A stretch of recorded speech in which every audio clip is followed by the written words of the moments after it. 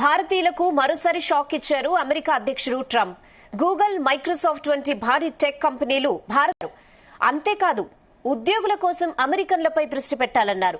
Washington డీసీలో జరిగిన సదస్సులో పాల్గొన్న ఆయన ఈ వ్యాఖ్యలు చేశారు. టెక్ కంపెనీల గ్లోబలిస్ట్ మైండ్ సెట్ ను ఆయన విమర్శించారు. చాలా మంది అమెరికన్లు తమను పట్టించుకోవడం లేదన్న భావనలో ఉన్నట్లు పేర్కొన్నారు. దేశంలో లభించిన స్వేచ్ఛను వాడుకుని చాలా టెక్ కంపెనీలు ఇతర దేశాల్లో పెట్టుబడులు పెడుతున్నాయన్నారు. తన పాలనలో ఆ రోజులు ముగిసిపోతాయని హెచ్చరించారు ట్రంప్.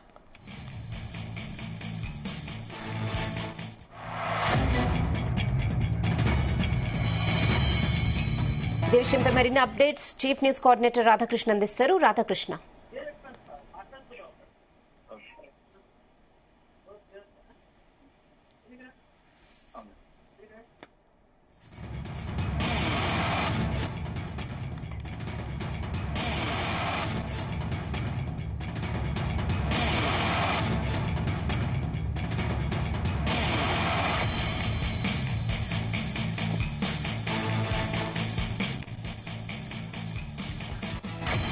భారతీయులకు మరోసారి షాక్ ఇచ్చారు అమెరికా అధ్యక్షుడు ట్రంప్. గూగుల్, మైక్రోసాఫ్ట్ వంటి భారీ టెక్ కంపెనీలు భారతీయులకు ఉద్యోగాలు ఇవ్వొద్దని సూచించారు. అంతేకాదు ఉద్యోగుల కోసం అమెరికన్లపై దృష్టి పెట్టాలన్నారు. వాషింగ్టన్ డీసీలో జరిగిన సదస్సులో పాల్గొన్న ఆయన ఈ వ్యాఖ్యలు చేశారు. టెక్ కంపెనీల గ్లోబలిస్ట్ మైండ్ సెట్ ను ఆయన విమర్శించారు. చాలా మంది అమెరికన్లు తమను పట్టించుకోవడం లేదన్న భావనలో ఉన్నట్లు పేర్కొన్నారు. దేశంలో లభించిన స్వేచ్ఛను వాడుకుని చాలా టెక్ కంపెనీలు ఇతర దేశాల్లో పెట్టుబడులు పెడుతున్నాయన్నారు. తన పాలనలో ఆ రోజులు ముగిసిపోతాయని హెచ్చరించారు. ఇదే విషయంపై మరిన్ని updates chief news coordinator Radhakrishna అందిస్తారు. రాధాకృష్ణ. Good afternoon Rahana.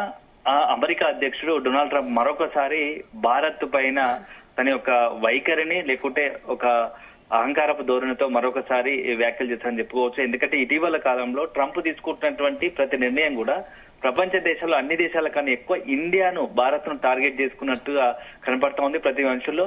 ఆయన ఎప్పుడైతే రెండోసారి అమెరికా అధ్యక్షుడు అయ్యారో అయినప్పటి నుంచి కూడా డొనాల్డ్ ట్రంప్ తీసుకుంటున్నటువంటి ప్రతి నిర్ణయం కూడా డైరెక్ట్ గానే అమెరికా అధ్యక్షుడు తీసుకున్న నిర్ణయాలు ఇండియన్స్ కు, భారతీయులకు చాలా ఇబ్బందికరంగా పరిణామాలు మారాయి. ఎందుకంటే మొదట్లో వచ్చిన నిర్ణయంలో అక్రమంగా ఉంటున్నారనే ఒక పేరుతో అక్కడ ఉన్నటువంటి అనేక మంది భారతీయ విద్యార్థులు వందలాది మందిని గొలుసులతో కట్టి మరి బానిసలుగా సంఖ్యలు వేసి ఇండియాకు పంపించారు.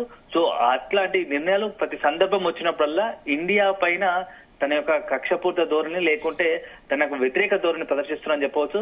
సో అదే సందర్భంలో ఇప్పుడు తాజాగా కూడా మరొకసారి ఇప్పుడు డొనాల్డ్ ట్రంప్ చేసిన వ్యాఖ్యలు మన దీనికి నిదర్శనం పడుతున్నాయని చెప్పవచ్చు. అమెరికాలో జరిగినటువంటి ఒక సమ్మిట్ లో పాల్గొన్నటువంటి డొనాల్డ్ ట్రంప్ టెకీలను అంటే భారతీయ సాఫ్ట్వేర్ ఎంప్లాయీస్ ను, టెకీలను టార్గెట్ చేసుకొని ఈ వ్యాఖ్యలు చేసినట్టుగా తెలుస్తా ఉంది. ఎందుకంటే అమెరికాకు సంబంధించినటువంటి అనేకమైనటువంటి సాఫ్ట్వేర్ కంపెనీలో దాదాపుగా మెజార్టీకి సింహభాగం అక్కడ ఉన్న వాళ్ళందరిలో కూడా భారతీయ టెకీలే. సో అక్కడ చాలా మంది సెటిల్ అయిపోయారు, అక్కడే ఉన్నారు.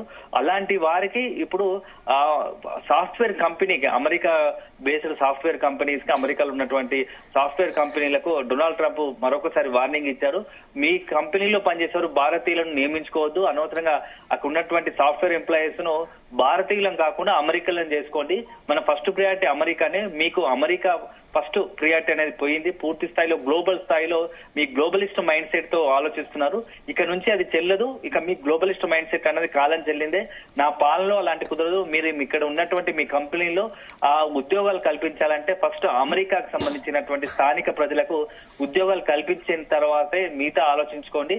ఇప్పటి వరకు చేశారు, ఇక నుంచి కుదరనివ్వను, ఇక మీ ఆటలు సాగవంటూ కూడా హెచ్చరికలు జారీ చేసిన పరిస్థితి ఉంది. సో అంతేకాదు మీరు ఇక్కడ చైనాలో కూడా పెద్ద ఎత్తున కంపెనీలు పెడుతూ అక్కడ ఇండియన్స్ ను సాఫ్ట్వేర్ కంపెనీలో ఉద్యోగులుగా చేర్చుకుంటున్నారు. సో దీనివల్ల అల్టిమేట్ గా నష్టపోయేది అమెరికానే, దానికి లాభం పొందుతుంది. ఇక్కడ భారతీయులు అదే సందర్భంలో ఇతర దేశాల్లో లాభం పొందుతున్నాయి తప్ప అమెరికా నష్టపోతా ఉంది అని చెప్పేసి తన మనసులోని మాటను సార్ ఇక్కడ నుంచి అట్లా కుదరదు, ఖచ్చితంగా అమెరికాలో ఉద్యోగాలు అమెరికన్స్ కే ఇవ్వాలి, America company based software company అన్నిటికి కూడా ఇక్కడ అమెరికాలో ఇవ్వాలని చెప్పేసి ఓ ప్రతిపాదన పెడుతూనే హెచ్చరిక చేస్తూనే ఇండియన్స్ ఎట్టి పరిస్థితుల్లో తీసుకోవద్దంటూ కూడా ఇప్పుడు ఒకసారి ట్రంప్ వార్నింగ్ ఇచ్చాడు. సో గతంలో కూడా మనం చూసాము గూగుల్, మైక్రోసాఫ్ట్ అంటే ఆ టెక్ కంపెనీలకు ఇప్పుడు ఉద్దేశించి వాళ్ళకి చేశారు.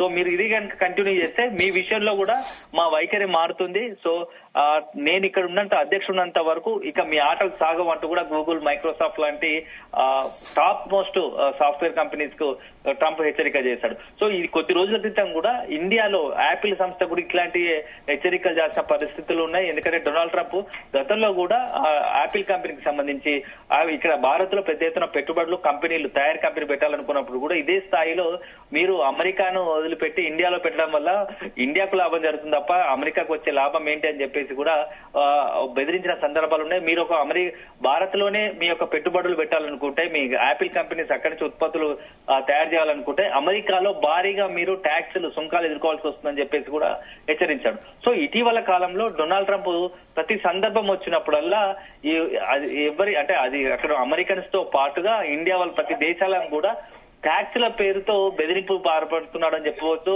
తన అహంకారపూర్వ వైఖరితో రెండోసారి అధ్యక్షుడైన తర్వాత మొత్తం ప్రపంచ వ్యాప్తంగా కూడా అన్ని దేశాలకు డొనాల్డ్ ట్రంప్ తన తీసుకుంటున్న నిర్ణయాలతో గందరగోళపరుస్తూ, అస్థిరపరుస్తూ అన్ని దేశాల్లో కూడా ఒక రకమైన వాణిజ్య పరంగా అదే ఆర్థిక పరంగా ఒక ఆందోళన పరిస్థితులు క్రియేట్ చేస్తున్నారని చెప్పవచ్చు. సో ఇప్పుడు మరొకసారి అయితే తాను ఎన్నికల సమయంలో తీసుకున్నటువంటి నిర్ణయం కరెక్ట్ అయినా దాని ఇంపాక్ట్ ప్రపంచ దేశం గ్లోబల్ వ్యాప్తంగా ఉంటుంది.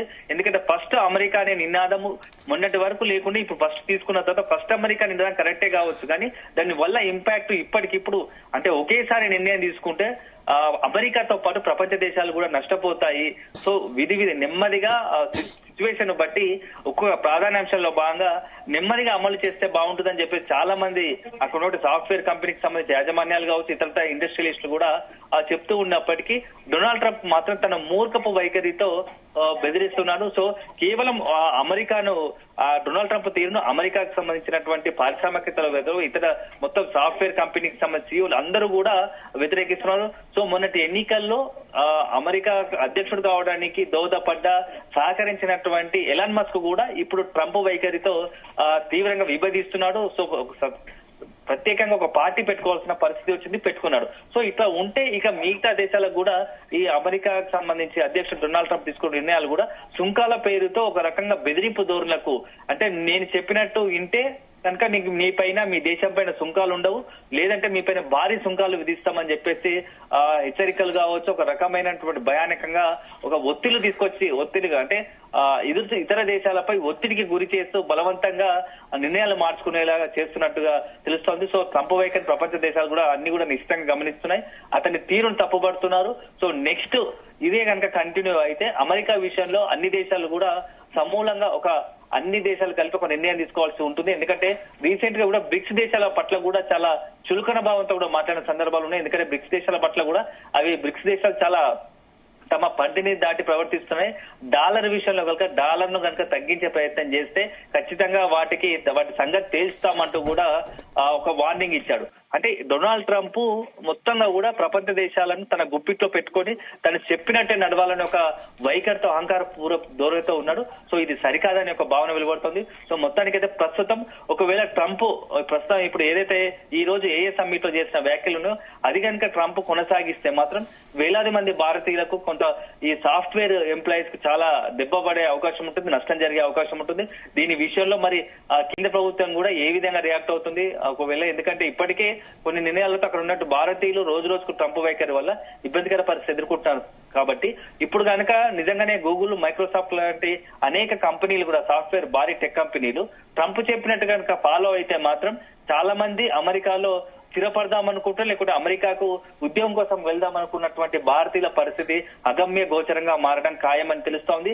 అంతేకాదు ఇక్కడ హైదరాబాద్ లో కూడా అమెరికా కంపెనీ బేస్డ్ కంపెనీలు ఉన్నటువంటి ఎంప్లాయీస్ కూడా నష్టం జరిగే అవకాశం ఉంటుందని చెప్పేసి ఒక వాదన వినబడతా ఉంది. రేహనా, ఓకే రాధాకృష్ణ, ఆల్రెడీ అక్కడ చదువుకోవడానికి వెళ్లిన వాళ్ళు ఎక్స్పెక్టేషన్స్ పెట్టుకుంటారు జాబ్స్ పై. సో ఈ వ్యాఖ్యలతో ఏమైనా ఇక్కడ నుంచి చదువుకోవడానికి వెళ్లిన స్టూడెంట్స్ కి ఏమైనా ఇబ్బందులు ఉంటాయనుకోవచ్చా?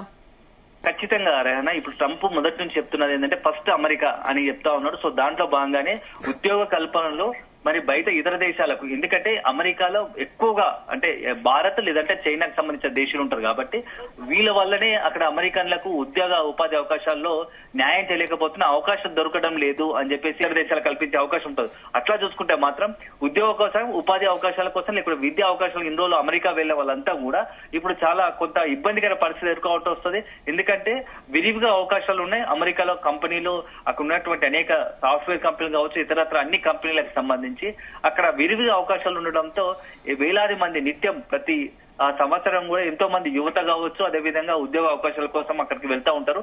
అలాంటి వారికి ఇప్పుడు ట్రంప్ తీసుకుపోయే నిర్ణయం పెద్ద శరాఘాతంగా మారవచ్చు, అనేకంగా ఇబ్బంది పడుతుంది. కేవలం అది అమెరికా తీసుకున్న అమెరికాతో పాటుగా భారత్ లో కూడా దాని ఇంపాక్ట్ పడే అవకాశం ఉంటుంది.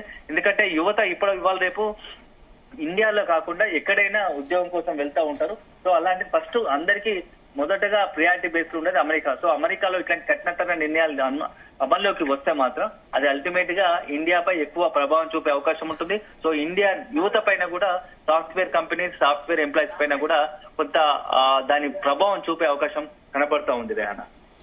Okay Radhakrishna, thanks for the updates.